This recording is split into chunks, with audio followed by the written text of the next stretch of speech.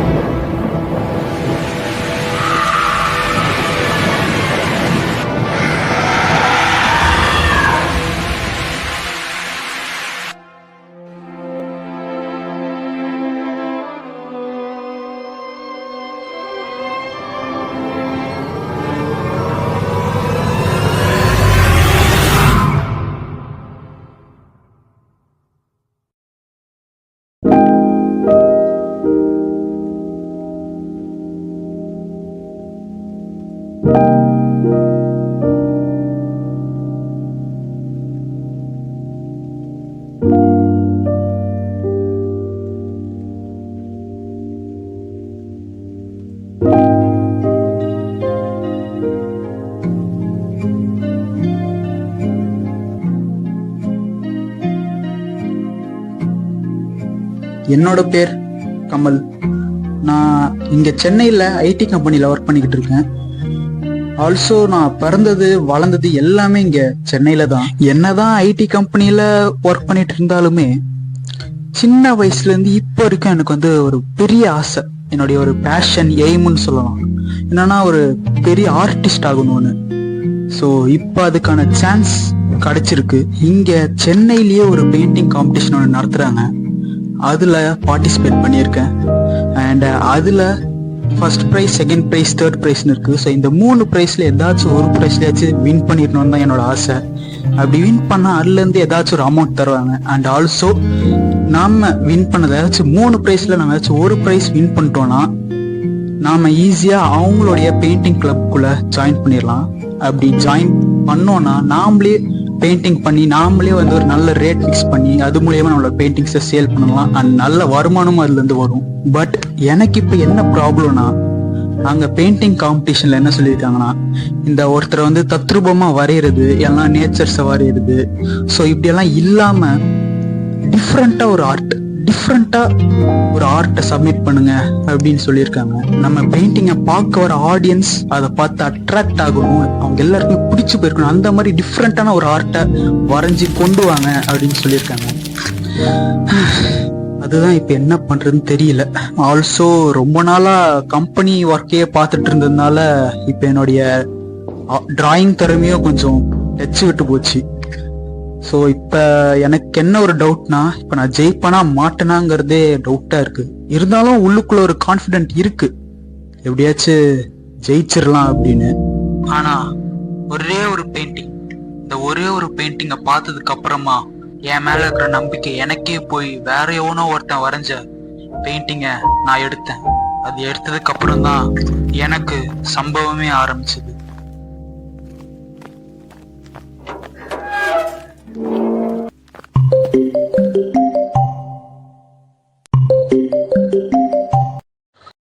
Hello, சொல்டா அதி. ஆமா ஆமா, வெளியே போகணும்னு சொல்லிட்டு பிளான் போட்டிருந்தோம்ல. ஓகே, டைமிங் வந்து ஒரு மத்தியானமா கிளம்புற மாதிரி பார்க்கலாம். ஒரு 2:30 மணிக்கு அப்படியெல்லாம் கிளம்புற மாதிரி பார்க்கலாம். போயிட்டு ஒரு 8 மணிக்குள்ளலாம் வீட்டுக்கு வந்துருவோம், சரியா? சரி ஓகே, நீயும் வந்து என்ன பிக்கப் பண்ணிக்கோ, நேரில் பார்க்கலாம், பார்த்து வா. Okay, by.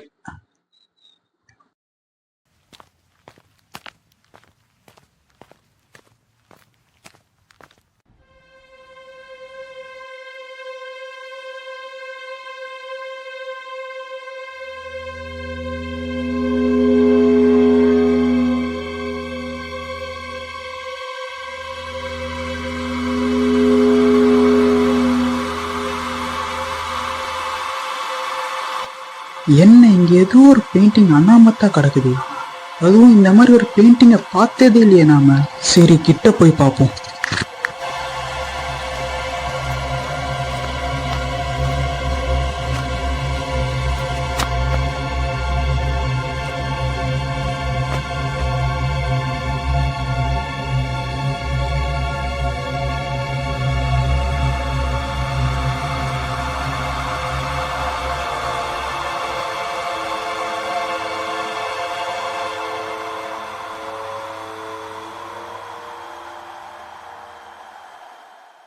இந்த பெயிண்டிங் ரொம்ப டிஃப்ரெண்டா அட்ராக்டிவா இருக்கே, யாருதுன்னே தெரியலையே. தேவையில்லாம இங்க போட்டு போயிருக்காங்க. இருந்தாலும் இத பாக்குறதுக்கு ரொம்ப ரொம்ப டிஃப்ரெண்டா இருக்கு. ஸோ நாம இதையே சப்மிட் பண்ணா நமக்கு ஃபர்ஸ்ட் ப்ரைஸ் கன்ஃபார்ம் தான் போலயே. சரி, இதை நம்ம வீட்டுக்கு எடுத்துட்டு போயிடுவோம். இதையே நம்ம காம்படிஷனுக்கு சப்மிட் பண்ணிடலாம்.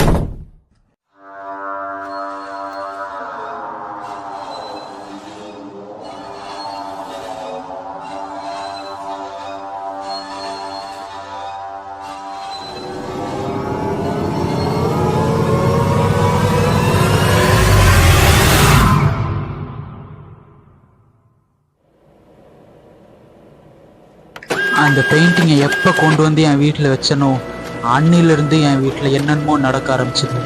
கதவு தானா திறக்கிற மாதிரியும், அதுவும் நைட் ஆனால் யாராச்சும் கத்துற மாதிரி, அழுகுற மாதிரி இதெல்லாம் கேட்டுட்டு இருந்தது. அந்த பெயிண்டிங்கை வச்ச ரூமை நான் அவ்வளோ யூஸ் பண்ணவே மாட்டேன்.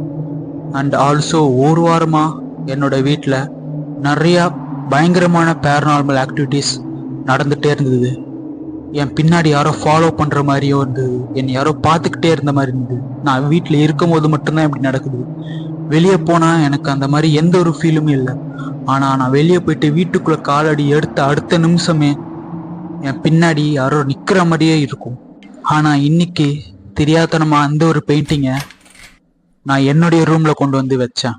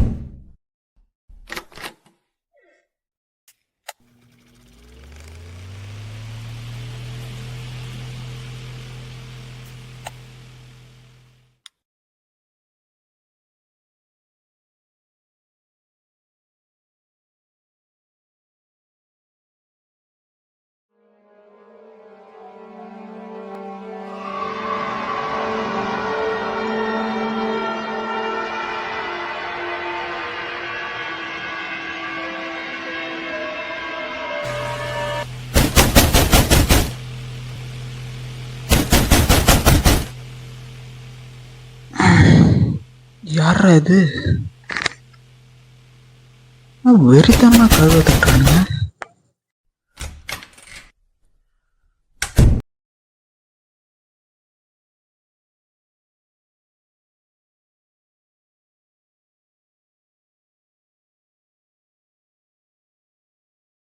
வெளியே டப்பார் டப்பார்னு பயங்கரமா கதவை தட்டினானுங்க. பார்த்தா வெளியே யாரையும் காணும். என்னடா இது வித்தியாசமா நடக்குது நம்ம வீட்டுல ஒரு வாரமா.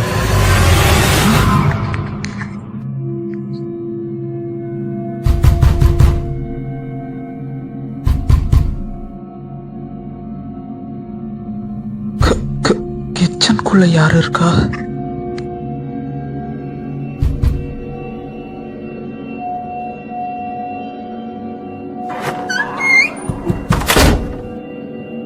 கிச்சனுக்குள்ள யாருமே இல்ல. எப்படி இங்க இருந்து கதவு? யார் யார் இது? என்னடா இது?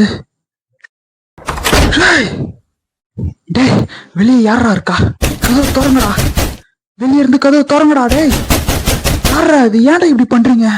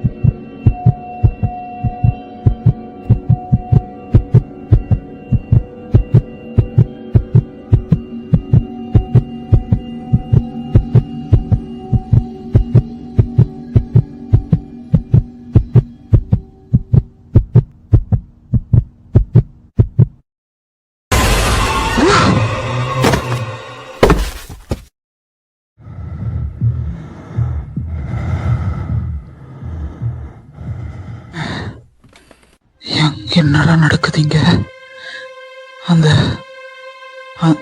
அந்த சிவத்துல இருக்கிற ரத்தம் எங்க?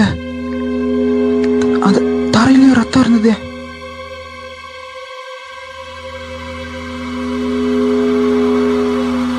இங்கதானே அந்த ரத்தம் ஃபுல்லா படிஞ்சிருந்தது. எங்க போச்சு? ஒரு வாரமாவே இங்க என்னென்னமோ நடக்குது. இந்த போட்டோல இருந்தா ரத்தம் வந்தது. அப்ப இதுக்கு எல்லாத்துக்கும் காரணம் இந்த ஒரு பெயிண்டிங் தானா?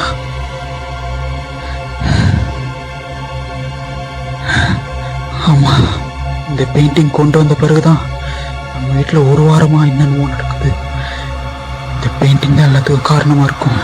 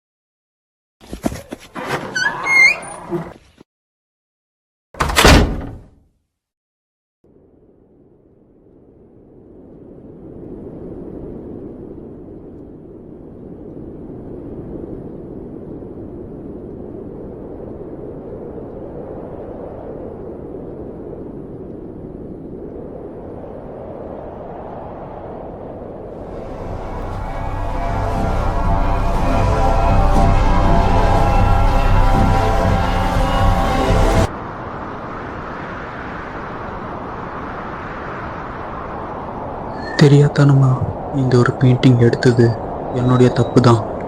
இந்த பெயிண்டிங்கோடைய பேரநார்மல் அட்ராக்ஷனால தான் என்னை அறியாமலே நான் இந்த பெயிண்டிங் எடுத்தேன். என் கஷ்டம் என்னோடவே போட்டும். இதுக்கப்புறம் இந்த பெயிண்டிங் யாரு கைக்குமே கிடைக்கக்கூடாது.